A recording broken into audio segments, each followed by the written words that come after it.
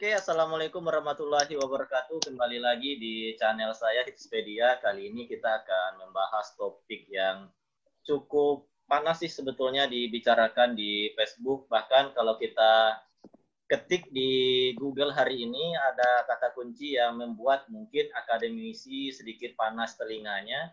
Kuliah nggak penting katanya. Nah, kebetulan hari ini saya bersama Fauzan Azim. Ini adalah seorang dosen di Universitas Muhammadiyah Riau, kemudian ada Firdaus Anas yang juga dosen IAIN Bukit Tinggi, kemudian ada Riri Kairinisa, seorang guru di Bukit Tinggi ya. Nah, saya ingin tahu nih pendapatnya, meskipun saya punya pendapat, tentu pendapat orang butuh untuk pembanding sebetulnya. Nah, kira-kira gimana nih pendapatnya Pak dosen sama Bu guru? Katanya kuliah nggak penting. Siapa dulu nih? Pak Fauzan lah dulu, nah, yang dekat. Ya, Pak Fauzan yang dari Pekanbaru lah. Aduh. Kalau menurut saya kuliah itu jelas penting. Karena memang menambah wawasan untuk mental, untuk di dunia usaha, dunia industri itu memang dari di kuliah ini dibentuknya. Tapi kembali lagi tergantung si mahasiswanya sih sebenarnya. Oke. Kalau Pak Firdaus gimana, Pak?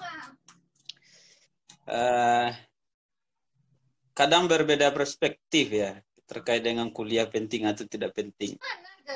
Kuliah itu tidak sama dengan sekolah di SMA yang memang full mencari ilmu di situ gitu.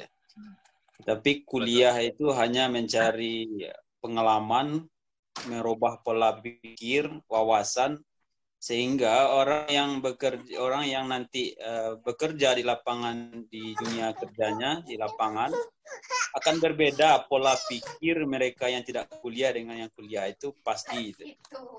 Ya, karena pasti kita akan sama ya kalau misalnya orang yang tamat SMA misalnya nih, mohon maaf nih kalau kita sebut orang tamat SMA atau enggak kuliah dengan orang yang kuliah itu pasti cara pandangnya, cara dia menghadapi masalah pasti berbeda kan? Pasti berbeda. Mindsetnya juga berbeda. Ya. Kadang mereka yang yang tidak kuliah, tanda kutip ya, tidak mengikuti kuliah secara formal itu perspektifnya memandang suatu masalah itu berbeda dengan orang yang kuliah. Itu pasti itu. Pasti ya.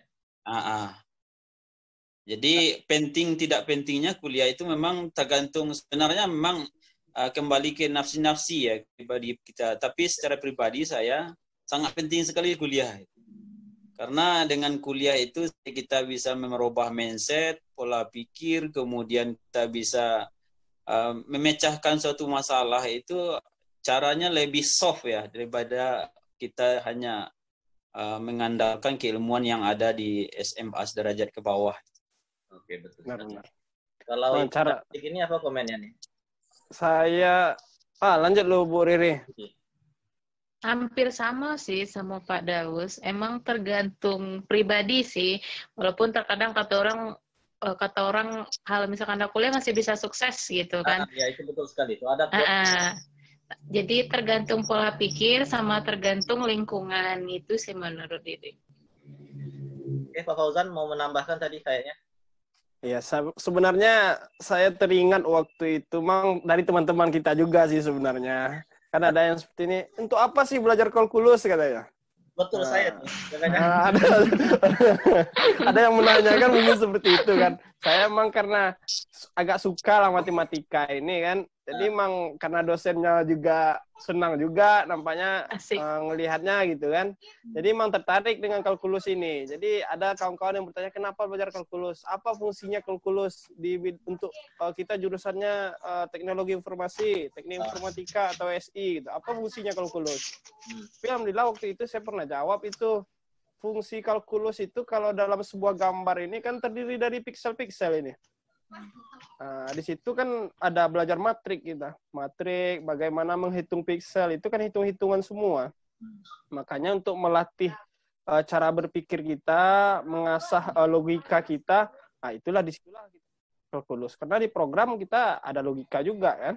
Logika if and, if not gitu kan. Atau if or gitu.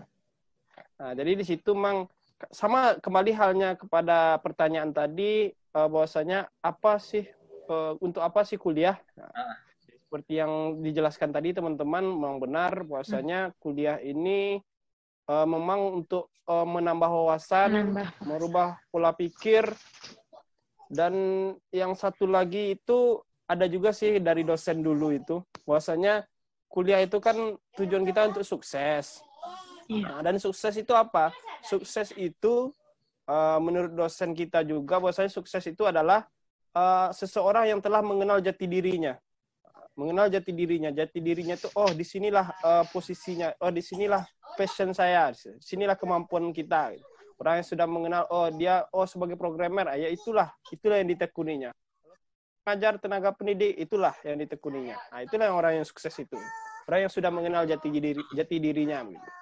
Betul sekali. Tapi dari video yang ada itu kan saya juga lihat, saya tonton sampai habis. Katanya di situ kesimpulannya, setidaknya ada 8 alasan kenapa kuliah itu nggak penting. Salah satunya katanya, banyak tamatan dari kuliahan, entah itu D3 atau S1, itu yang tidak bekerja. Bahkan katanya di tahun 2019 itu datanya diambil, ada 7 juta pengangguran di Indonesia yang 30%-nya itu terdidik, artinya memiliki gelar akademik entah itu D3, S1 ataupun S2. Nah, kalau saya secara pribadi memandangnya, kalau dikatakan bahwasanya S1 aja banyak yang nganggur, tentu kita runut ke bawahnya, berpikir positif aja kita kan. S1 aja banyak yang nganggur, apalagi kalau tidak S1, ya kan? Kan itu logika sederhananya.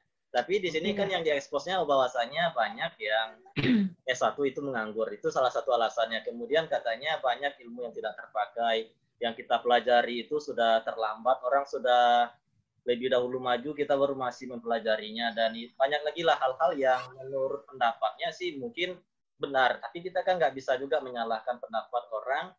Ya itu kan pemikirannya. Tentu kita memiliki pemikiran yang berbeda juga. Kalau menurut Pak Fauzan gimana? Ya, kalau menurut saya sederhana sekali cara memandangnya kan. Jadi seperti ini. Sebenarnya orang yang lulus kuliah, berapa persentase orang yang lulus kuliah dengan jumlah lapangan pekerjaan kadang tidak seimbang. Lapangan pekerjaannya sedikit, makanya tidak ada tempat menampung lulusan-lulusan D3 dan S1 ini sebenarnya. Kalau memang itu sedikit jelas ya, kalau kita bicara memang informasi bahwasanya lapangan pekerjaan kurang, kan itu menjadi dari tahun ke tahun gitu. Iya. Nah, dibuka lapangan kerja tentu agak berkurang persentase yang tadi kan, tentunya akan berkurang. Nah, orang dia di itu kadang tidak menjamin untuk dapat pekerjaan. Itu saya selalu sebutkan itu di mengajar seseorang yang kuliahnya kesehatan kerja di seorang yang kuliahnya jadi manajer kan tidak menjamin seperti itu. Nah, jadi kuliah jangan kapan kuliah itu menjamin pekerjaan kita, menjamin kita sukses. Sebenarnya kembali lagi kepada diri kita. Kemarin kita serius kita dalam perkuliahan, menekuni enggak kita perkuliahan tersebut. Kalau sudah tekun, rajin, saya yakin nanti ada aja jalannya. Walaupun kita tidak bekerja di posisi yang kita ingin, apa yang ditetapkan ingin Allah gitu. Yang terbaik lah menurut kita. Gitu. Jadi setidaknya setelah proses perkuliahan itu kita memiliki bekal yang cukup, entah itu skill, soft skill, dan nilai-nilai etika, atau yang kita lebih kenal misalnya attitude-nya, betul. pengetahuannya, dan keterampilan. Itu penting sebenarnya, Pak Zul. Terlepas nanti termanfaatkan semuanya atau tidak di lapangan kerja. Seperti itu ya Pak Fauzan ya? Ya, sebenarnya attitude gimana, Pak? Begini, sebenarnya begini, menurut saya, kalau seseorang itu kuliah atau tidaknya berbeda ya dari tahun 2000-an di bawah 2000 sampai dengan 2000 ke atas itu berbeda. Kalau orang dulu kuliah, ya orang dulu kuliah itu prinsipnya bukan untuk mencari kerja, ya mereka itu kuliah untuk menambah keilmuan sehingga dulu ketika kuliah itu butuh untuk sarjana muda itu sekitar 6 muda saja. Kalau sudah dipersingkat S1 itu baru bisa setengah tahun.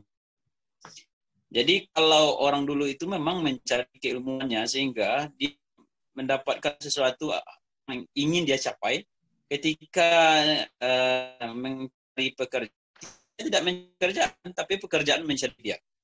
Ya, karena dia memiliki suatu keahlian, suatu aktivitas dalam bidangnya, ya, sehingga dia gampang dalam bekerja menyesuaikan dengan lingkungan setempat.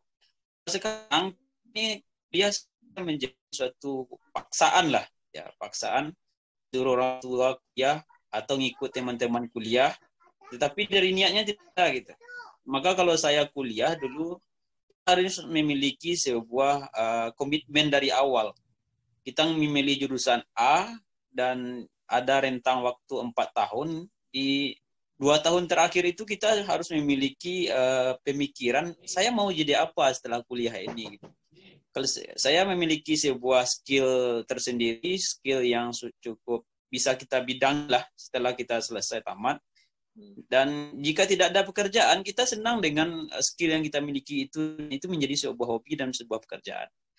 Jadi memang satu sisi saya berharap adik-adik mahasiswa yang kuliah ini tidak hanya mencari dananya. Kata yang ingin mengurus setengah tahun ini segala macam. Padahal ya cukup 1 kali 3,5 tahun bangga, tapi pengalamannya masih minim gitu. Nah, makanya banyak kawan-kawan yang mahasiswa yang kadaluarsa itu mereka sudah sukses ya. Kutipnya ini bisa disensor lah. Oke. Masih aman. Jadi ini kebanyakan mereka yang sudah lama tamatnya sudah semester 13, 14. Tahu-tahunya ketika dia telah tamat bisa menjadi mencaleg ya, terpilih, kemudian dia bisa menjadi pemimpin di suatu wilayahnya barangkali. Ini salah satu hal positif juga. Berbeda dengan cepat tamat tapi kerjanya setelah itu nggak tahu ngaur gitu, hanya pengangguran saja. Nah, maka prinsip kuliah itu harus ditanamkan dulu. Yang mau daftar, setelah daftar pilih jurusan ini bukan ngikut-ngikut teman, bukan instruksi orang tua, tapi carilah bidang yang kita nikmati, maka proses itu pasti kita nikmati. Ya, sesuai dengan minat kita, bakat kita sebetulnya lebih cocok ya, karena banyak orang yang sudah kuliah 2 semester bahkan ada niat untuk pindah, itu kan banyak kita temui dulu. Ada yang bilang salah jurusan. Iya. Salah jurusan atau salah lah pokoknya semuanya. Padahal itu sudah dijalani. Seharusnya kalau kita runut lagi ke belakang, sebelum kuliahnya itu sudah dipikirkan mau kuliah kemana, kemudian mau jadi apa setelah kuliah, itu kan harus dibuatkan perencanaannya supaya nanti ketika sudah selesai semuanya berjalan dengan keinginan yang kita mau. Bahkan sebetulnya kalau alasan orang bilang kuliah nggak penting, bahwasanya sudah S1 banyak yang menganggur, kita bisa salahkan sedikit mahasiswanya, karena di dalam proses perkuliahan itu ada materi kewirausahaan sebetulnya kan. Nah, dengan materi itu sebetulnya kan itu di mahasiswanya dipancing untuk berwirausaha sesuai dengan kebidangan yang dia pelajari selama 3 tahun atau 4 tahun di bangku kuliah. Tetapi kenyataannya kan setelah dia tamat, kebanyakan orang kan lebih tertarik mencari pekerjaan dibandingkan dengan menciptakan lapangan pekerjaan. Kalau kita lihat tadi betul juga yang dikatakan oleh Pak Fauzan ya, lapangan pekerjaan itu terbatas. Artinya kalau dia terbatas berarti kan harus diciptakan. Nah, ini yang tidak terjadi, sehingga orang paradigmanya itu, wah kuliah nih kayaknya nggak penting nih. Itu hampir ratusan ada video di YouTube yang saya lihat kan. Coba aja ketikan di kata kuncinya itu kuliah nggak penting, banyak sekali. Bahkan ada YouTubers yang ring 1 lah istilahnya itu pembahasannya, dan followersnya itu jutaan. Jadi nanti kan dikhawatirkan ya, kalau orang tidak menyikapinya positif, tentu orang berpikir, wah iya ya ternyata kuliah nggak penting ya. Padahal selama proses perkuliahan itu kan tidak hanya serta-merta yang diajarkan skill. Kalau mencari skill tentunya kan ada kampus yang spesifik kepada skill ya, contohnya politeknik atau akademi dan sebagainya. Tapi kalau kita misalnya universitas misalnya atau sekolah tinggi atau institut, itu kan lebih umum, banyak yang jurusannya eksakta ya, atau materi-materi yang sifatnya tidak serta-merta hanya skill saja. Nah, tentunya Tapi menjadi... izin saya menambahkan barangkali, boleh. Bang Zul. Ya. Jadi begini, coba kita presentasikan orang yang sukses di bidang karirnya. Dia itu adalah tidak kuliah ya, tidak mengikuti bangku perkuliahan. Kemudian kita bandingkan dengan orang yang sukses di bidang karirnya, dia mengikuti kuliah formal ini, tentu presentasinya beda gitu. Iya. Pasti ya. Jadi orang yang pada umumnya karir-karir itu memang diisi oleh jabatan, atau jabatan itu diisi oleh orang-orang yang tamat kuliah. Mungkin ya, tanda kutip barangkali, orang-orang yang sukses hanya tidak kuliah, hanya tamat SMP, tamat SMA, kemudian dia sukses memiliki sebuah perusahaan besar, itu memang presentasinya sangat kecil sekali kita lihat. Pada umumnya, pada umumnya mereka itu yang tamat SMA itu kadang kategorinya di sebuah perusahaan, di sebuah lembaga itu sebagai karyawan. Tapi saya melihat orang tamat SMP itu menjadi pemangku jabatan gitu. Kecuali ada aturan-aturan yang mengikat. Bahkan contohnya kalau saya lihat informasi ya, ada kemarin ketemu lah sama orang, dia mau buat surat lamaran ya. Kebetulan ada ke tempat saya gitu, minta tolong dicetakkan. Untuk menjadi seorang cleaning service hari ini itu dibutuhkan minimal ijazahnya SLTA. Bayangkan itu. Artinya kan mau nggak mau hari ini pendidikan yang formal, misalnya SD, SMP, SMA itu kan sangat dibutuhkan. Itu baru tahun 2020, nggak tahu kita kan. Misalnya 10 tahun yang akan datang, jangan-jangan standar minimalnya udah S1, ya kan? Artinya lagi tentu pendidikan sangat diperlukan. Tapi mungkin cara pandang orang berbeda-beda menyikapinya. Oke, Pak Fauzan kayaknya suaranya di mute-nya, ya. Lupa saya. Bisa jadi, Bang Zul. Ya. Memang untuk 20 tahun ke depan, kalau karena skill untuk kita nggak tahu ya, cleaning service atau memang membutuhkan skill tertentu nampaknya untuk ke depan itu. Karena kita nggak tahu untuk operator cleaning service contohnya gitu. Nah, itu kan kadang orang komputer, karena tinggal mesin aja lagi, yang cuci piring kayak di hotel-hotel itu kan mesin semuanya sekarang. Nah, itu kan butuh orang komputer juga sebenarnya. Apalagi sekarang peralihan dari online ke offline, dari offline ke online ini kan cukup pesat sekali. Dulu kita misalnya naik pesawat kan harus check-in, ke counter check-in. Sekarang sudah main print aja, lihatkan barcode-nya udah selesai. Bahkan pintu tol pun yang dulunya bayarnya manual, sekarang sudah by system. Tentunya ini kan membutuhkan orang-orang yang terlatih. Gak mungkin kan orang yang tidak memiliki basic pengetahuan tiba-tiba kerja di sana. Kalau saya punya perusahaan misalnya, kalau diharuskan menerima karyawan baru, tentu kita menerima orang yang sudah jadi dibandingkan dengan kita harus melatih dia dari awal, ya kan? Kalau kita latih lagi dari awal, tentunya kan berat sekali. Oh, luar biasa beratnya, Bang Zul. Segala macamnya kan itu butuh biaya juga kan. Taruhlah misalnya dikasih pelatihan 1 bulan, berapa biaya kita, berapa tenaga kita, berapa waktu kita untuk mengajarkan dia. Benar. Ya kan? Saya udah alami itu, Bang Zul. Udah.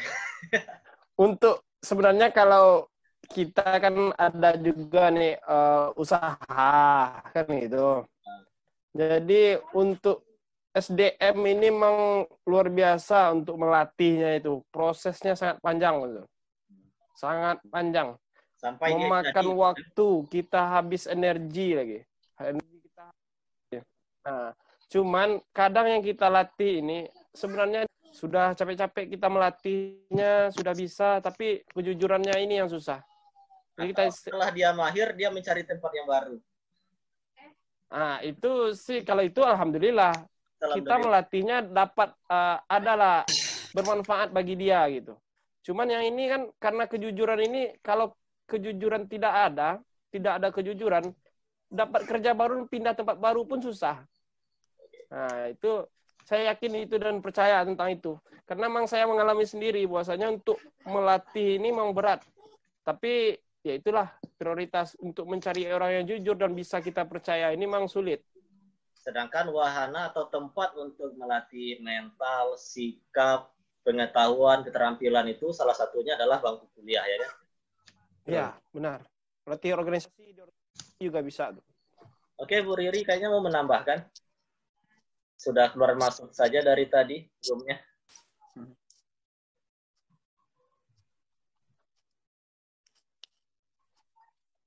Oke, nggak sampai suaranya kayaknya. Ya, mungkin bisa live dulu, masuk lagi Bu Riri.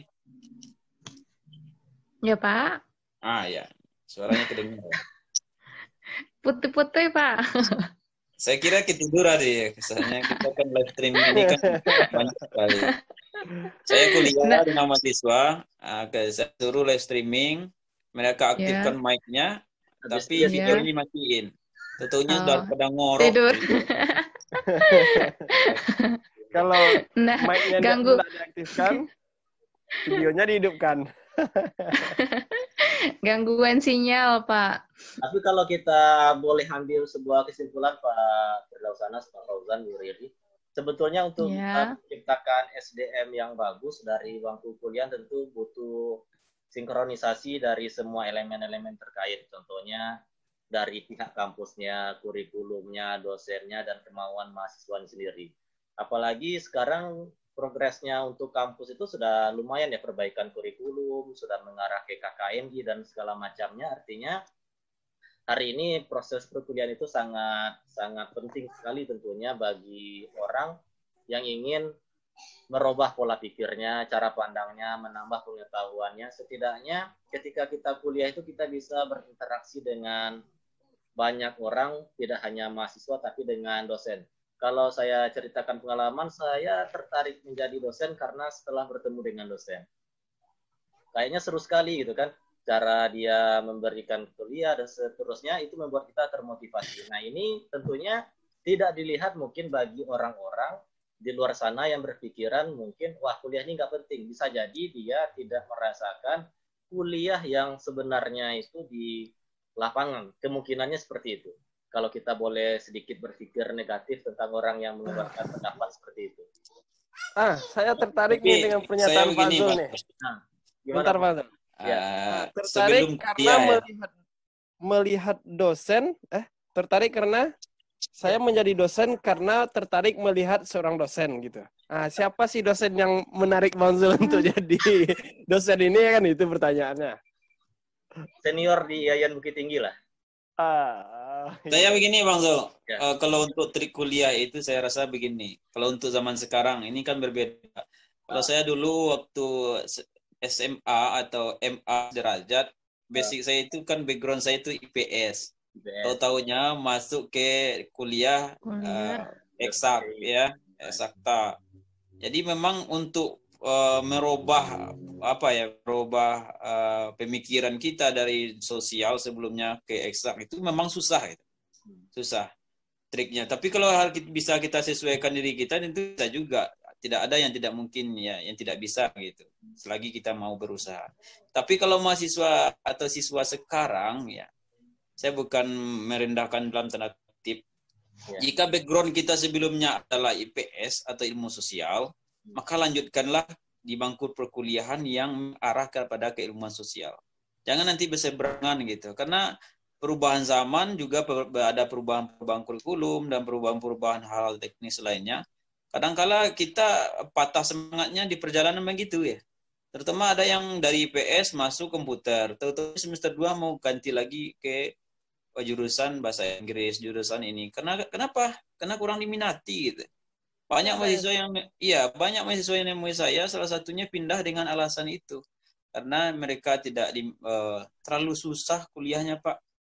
Ada juga mahasiswa yang kuliah ya dari IPS sebelumnya masuk ke ekonomi, itu sudah sama-sama IPS. Tahu-taunya ketika kuliah semester 2 hilang dia. Saya temui, "Kenapa Anda tidak lanjut kuliah?" Saya kira kuliah itu seluruh mata kuliahnya dari semester 1 sampai semester 8 itu mata kuliah ke ekonomi seluruhannya gitu. Maka di buku perkuliahan ada keilmuan lain yang kita dapatkan, ada mata kuliah kelembagaan, ada mata kuliah yang fakultasnya. Kalau di Muhammadiyah itu ada mata kuliah yang bersesuaian ke Muhammadiyahnya, itu kan harus kita jalani gitu. Tidak hanya mata kuliah yang berkaitan dengan keahlian. Jadi prinsip dari mahasiswa itu yang apalagi mahasiswa baru itu memang harus ditanamkan bahwasanya kita kuliah ini tidak hanya mencari ilmu dengan bidang kita gitu. Jadi ada ilmu lain termasuk nanti ketika kuliah. Jadi kuliah itu kan hanya 12 SKS atau ya 24 SKS satu semester ya. Semester. Ya 12 atau 13 mata kuliah lah. Atau 11 mata kuliah barangkali. 9 kadang. Tetapi waktu kita banyak sekali. Bayangkan dengan SMA itu setiap hari dari Senin sampai Sabtu sekolah gitu kan. Berapa mata kuliah ya.